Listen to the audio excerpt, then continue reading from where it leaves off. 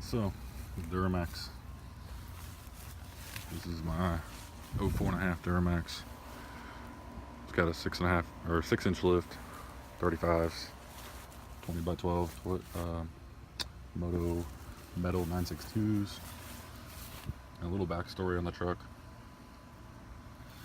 About a year ago, I was driving to my buddy's house, and everything seemed fine. And I parked the truck in his neighbor's driveway. No one was living there at the time. And then ended up riding with them to go to dinner or something. And when I came back, I was planning on taking a trip out to the prairie. I just had to go home, grab my four-wheeler. And when I started the truck up, it was running on 7 cylinders, essentially. It was fuel knocking real bad. And my balance rates on one of my cylinders was through the roof, 15 maxed out. And I want to say it was cylinder 6, so it was the third one back on the driver's side. So started tearing it down, and it turns out that I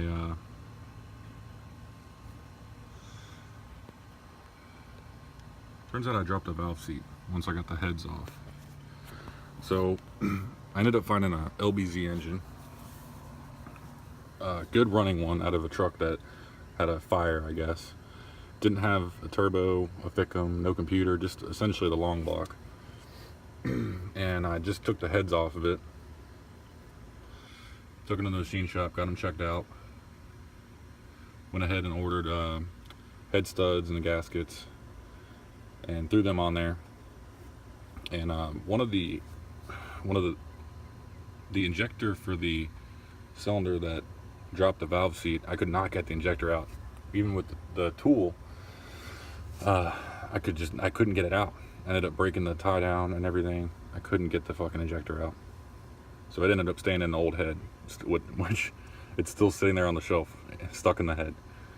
I don't know if the injector got stuck open or what, but I ended up having to buy a single injector to replace that one.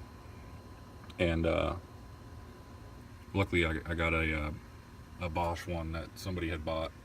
I spent like $600 on, and I got it for $250, I think. So I got a pretty good deal on that.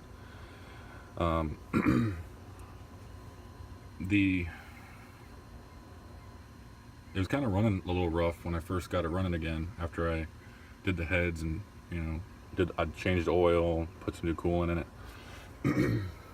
And I ended up figuring out that it was the fuel pressure regulator, which was getting stuck. So I unplugged it, cranked the engine a little bit, started up, it was fine, everything was great. I drove it to work the next day. Of course, I'm watching the edge monitor to make sure everything's running good and the temperatures are all within range. And everything seems fine. Well, apparently, during my trip to work and back, I had a small coolant leak.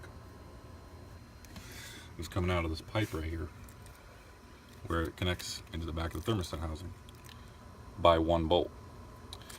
And at the time, I wasn't running a bolt there on the valve cover. So what happened is, I think this pipe tweaked a little bit, and this bolt was over tightened, and it actually caused a leak on the back side underneath, and it was draining down the valley, down the back of the bell housing of the transmission. So I'm going up a bridge, and I have my edge monitor set to go off and give me an alert when my coolant temperature gets above, I want to say 200 or 205. So all of a sudden, it goes off, and I'm going up the bridge. I have an FWC truck behind me, and I'm heading over to the island where there are no gas stations anywhere around. So I pulled into the parking lot near the Benihana, and I let the truck cool a little bit while I was kind of checking things out and trying to see where the coolant leak was coming from. Okay, so while I waited for my friends to get there, went ahead and walked to the gas station, got a couple gallons of water and a phone charger because my phone was dying and I had no way to charge it. So I got it back to the house, and the truck drove just fine and made a little bit of noise, but It wasn't like before when I dropped a valve seat and had no power and it wouldn't move out of its own way. So I got it home and I let it sit for a few days because I was kind of frustrated with the truck after doing all the work to it. And finally I got motivated to come check it out. And as soon as I pulled this valve cover off, I noticed that the rocker shaft, the back 2 bolts were backed out.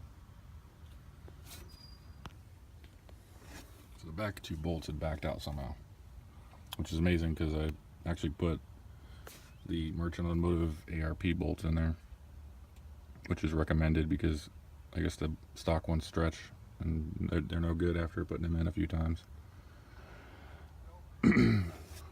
Before that, I had done compression testing on it, and it was compression testing really low on cylinder 8, so I was getting kind of worried, but it ended up being the fucking rocker shaft. So I fixed that, started driving it a little bit, obviously adjusted the valves and everything again, and then the fuel pressure regulator started really taking a shit. Started surging, going down to like 2,000 rail pressure and then shooting back up to 8. So I ordered one of those. I ordered a new V-band clamp for the downpipe to the turbo. New mud guards. So I threw those out. And once it's driving again, I can take it to the upholstery shop and get the carpets redone. And also get the headliner replaced. The headliner's starting to fall down right here. It's also right here. And it's got handprints from hanging out the window, sitting on the windowsill. And the carpet's pretty much fucking shot. It's hard. So it's getting close. I'll be selling it here soon.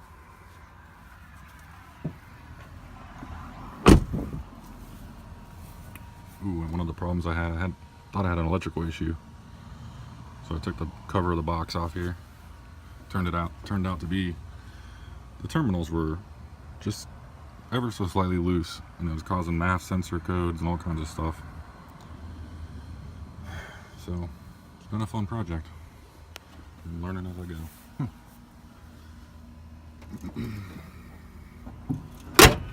And she's really dirty.